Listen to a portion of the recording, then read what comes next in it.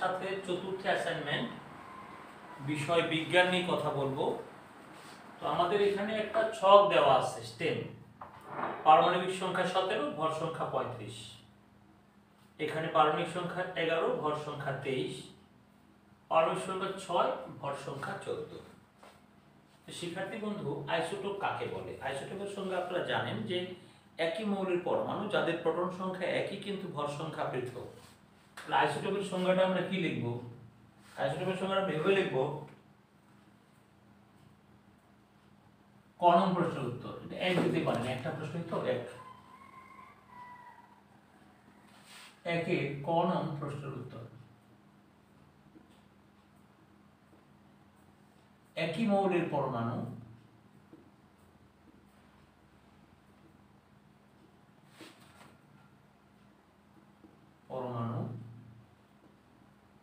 যাদের প্রোটন সংখ্যা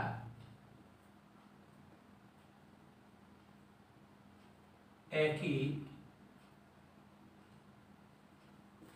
কিন্তু ভর সংখ্যা পৃথক,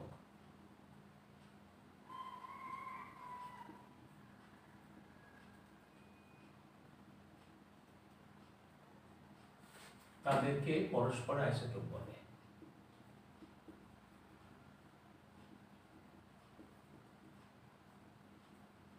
পরস্পরের আইসোটোপ বলে।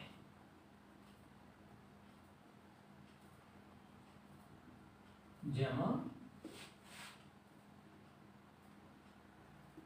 কার্বনের 3টি আইসোটোপ হলো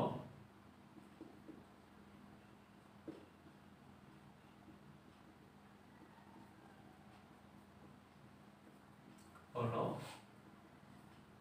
6-12, 6-13, 6-14। হাইড্রোজেনের এরকম ভাবে 3টে আইসোটোপ আছে। হাইড্রোজেনের 3টে আবার এরকম 1H1, 1H2, 1H3। মানে প্রোটন সংখ্যা একই কিন্তু ভর সংখ্যাটা পৃথক হয়ে গেল। শিক্ষার্থী বন্ধু, পারমাণবিক সংখ্যা বলতে কি বোঝো? পারমাণবিক সংখ্যা হচ্ছে প্রোটন সংখ্যা। কোনো মৌলের একটি পরমাণুতে যতগুলো প্রোটন আছে সেই সংখ্যাকে পারমাণবিক সংখ্যা বলে। তবে পরমাণু চার্জ নিরপেক্ষ বিধায় পরমাণুতে প্রোটন সংখ্যা এবং ইলেকট্রন সংখ্যা একই হয়। তবে পারমাণবিক সংখ্যা অ্যাকচুয়ালি পারমাণবিক সংখ্যা হচ্ছে কি? পারমাণবিক সংখ্যা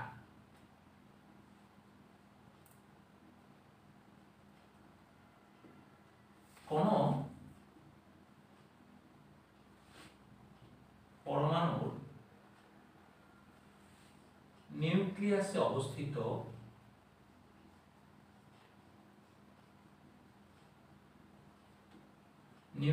অবস্থিত প্রোটন সংখ্যাকে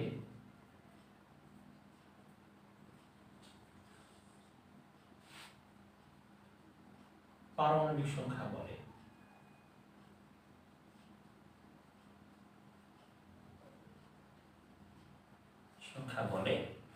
তবে পরমাণু চার্জ নিরপেক্ষ বিধায় কোন পরমাণুতে প্রোটন সংখ্যা এবং ইলেকট্রন সংখ্যা সমান হয়, তাই ইলেকট্রনের সংখ্যাকেও আমরা পারমাণবিক সংখ্যা বলতে পারি। পরমাণু চার্জ নিরপেক্ষ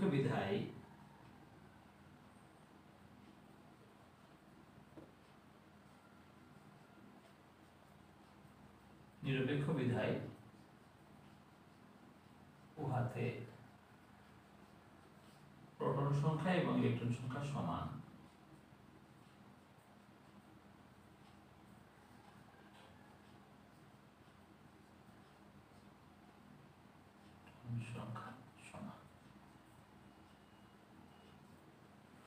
তো যাই হোক শিক্ষার্থী বন্ধু, এটা হলো উদ্দীপকের ছকে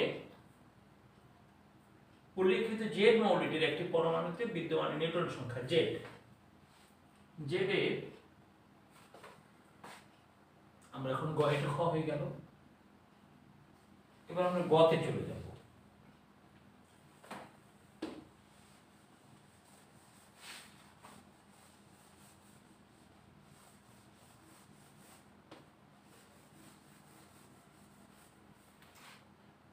শিক্ষার্থী বন্ধু, গ হচ্ছে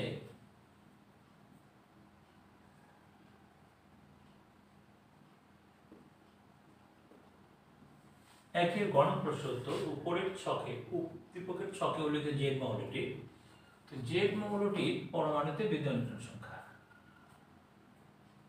জেড মৌলটির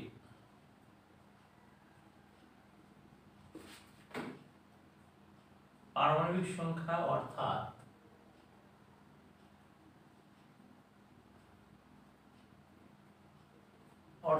প্রোটন সংখ্যা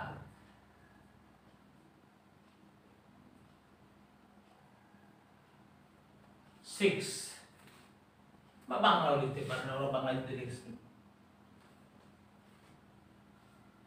এবং ভর সংখ্যা 14। তো ভর সংখ্যা হচ্ছে কোন পরমাণুর নিউক্লিয়াসে অবস্থিত প্রোটন ও নিউট্রন সংখ্যার সমষ্টি। ভর সংখ্যা হচ্ছে কোন পরমাণুর নিউক্লিয়াসে অবস্থিত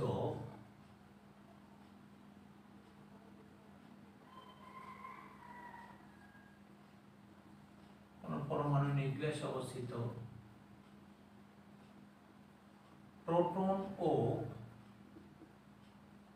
নিউট্রন সংখ্যার সমষ্টিকে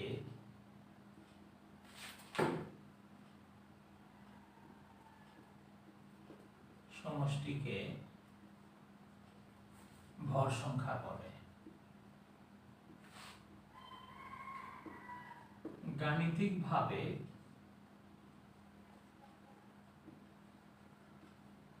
ভর সংখ্যা সমান প্রোটন সংখ্যা প্লাস নিউট্রন সংখ্যা।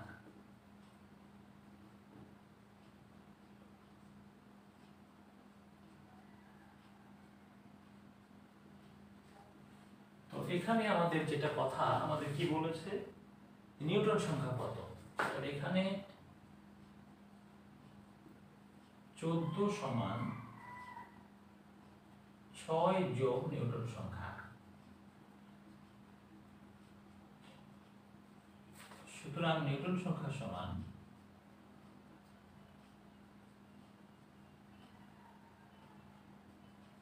14 বিয়োগ 6 সমান 8। উত্তর 8।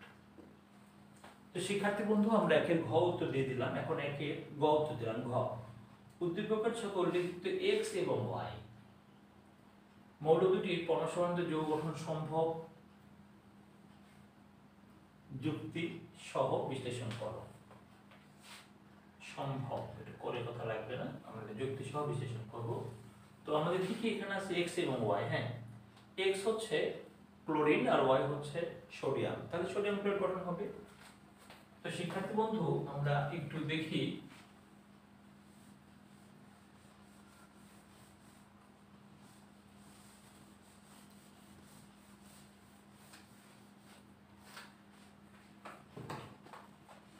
শিক্ষার্থী বন্ধু, আমাদের ডাস্টার আছে, কিন্তু ডাস্টার দিয়ে পরিষ্কার মোছা যায় না, এই জন্য আমরা মাঝে মধ্যে রুমাল ব্যবহার করে থাকি। আপনারা ভাববেন না যে আমাদের ডাস্টার নাই, ডাস্টার আছে। কখনো কখনো ডাস্টারের চেয়ে কাপড় দিয়ে পরিষ্কার বেশি হয়। ঘ, একের ঘ নং প্রশ্নের উত্তর। শিক্ষার্থী বন্ধু, আমাদের কথা এক্স, এক্স হচ্ছে 17, এর ইলেকট্রন বিন্যাস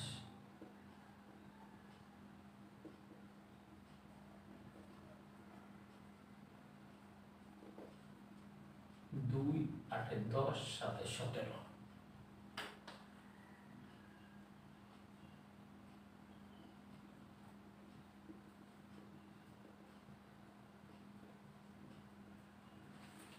তো যে সকল মৌলের বাইরের শেলে 1টি, 2টি বা 3টি ইলেকট্রন থাকে এরা ধাতু, আর যে সকল মৌলের বাইরের শেলে 8 অপেক্ষা 1টি, 2টি বা 3টি ইলেকট্রন কম থাকে তারা ধাতু।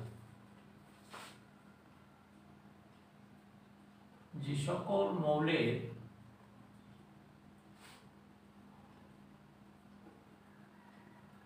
সর্ববহিস্থ স্তরে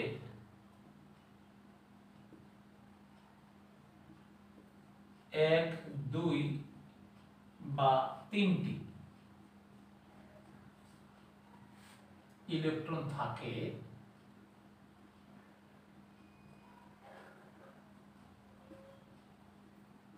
উহারা ধাতু। আর যে সকল মৌলের সর্ববহিস্থ স্তরে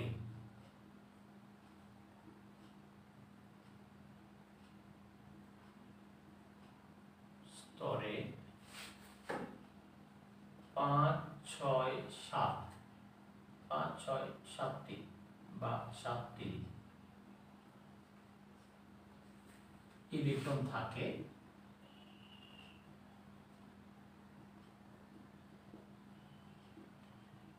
উহারা অধাতু।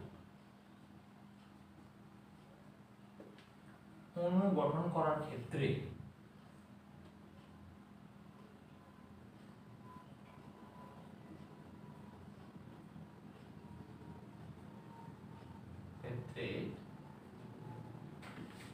ধাতুর মৌলসমূহ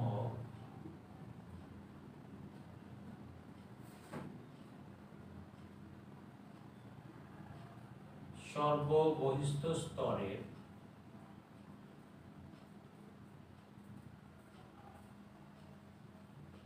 ইলেকট্রন দান করে, ইলেকট্রন ত্যাগ করে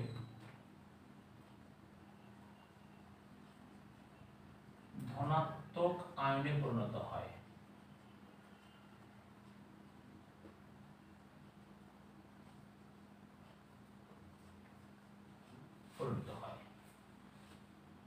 অধাতুর মৌলসমূহ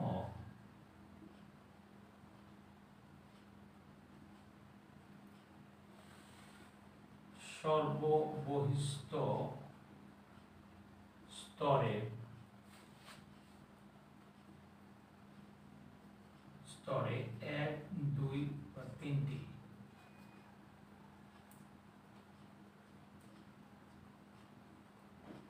ইলেকট্রন গ্রহণ করে ঋণাত্মক আয়নে পরিণত হয়।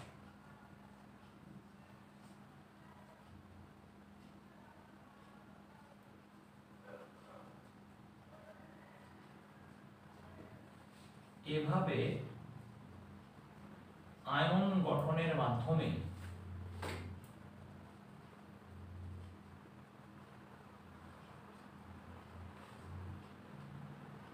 আয়নিক যৌগ গঠিত হয়।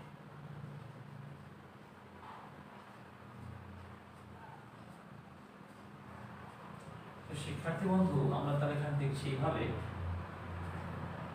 ওয়াই একটি ইলেকট্রন ছেড়ে দিয়ে ওয়াই প্লাস আর এক্স ইলেকট্রনটা গ্রহণ করে এক্স মাইনাস, তাহলে এক্স প্লাস ওয়াই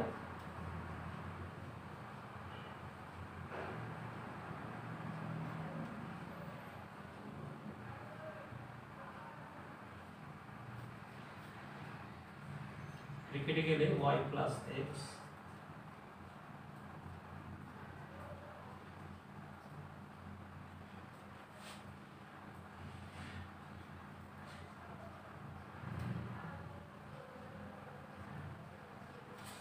এইভাবে আয়নিক যৌগ গঠন করে।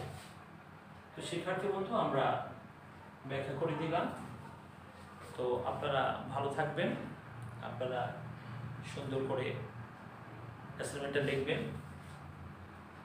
শুরুতে আপনি পারমাণবিক সংখ্যা, ভর সংখ্যা, নিউটন সংখ্যা এগুলো নিয়ে আলোচনা করে একটা ভূমিকা দিতে পারেন, পরে উত্তর দেবেন। তারপরে হয়তো বলবেন যে এভাবে আয়নিক যৌগ গঠিত হয়। শিক্ষার্থী বন্ধু, আপনারা আমাদের চ্যানেল যারা এখনো সাবস্ক্রাইব করেননি তারা সাবস্ক্রাইব করবেন। আমরা 9-এ, আপনারা তো কয়েকদিন পরে 9-এ উঠবেন, 9-এ ফিজিক্স, কেমিস্ট্রি, হায়ার ম্যাথ এই 4টা বিষয় অনেকগুলো ক্লাস আমরা করি এবং বেশ কিছু ক্লাস আমাদের ছাড়া আছে ইউটিউবে, আপনারা দেখবেন। আর এই অ্যাসাইনমেন্টগুলো আমরা দিতে থাকবো, আপনারা শেয়ার করবেন, সাবস্ক্রাইব করবেন, বেল আইকনটি চাপ দিয়ে রাখবেন। তাহলে আপনি নিয়মিত আপনার ক্লাস পেয়ে যাবেন। শিক্ষার্থীবৃন্দ, আপনারা ভালো থাকবেন, আপনাদের সুস্বাস্থ্য কামনা করে আজকের ক্লাসটা এখানে শেষ করছি। ধন্যবাদ সবাইকে।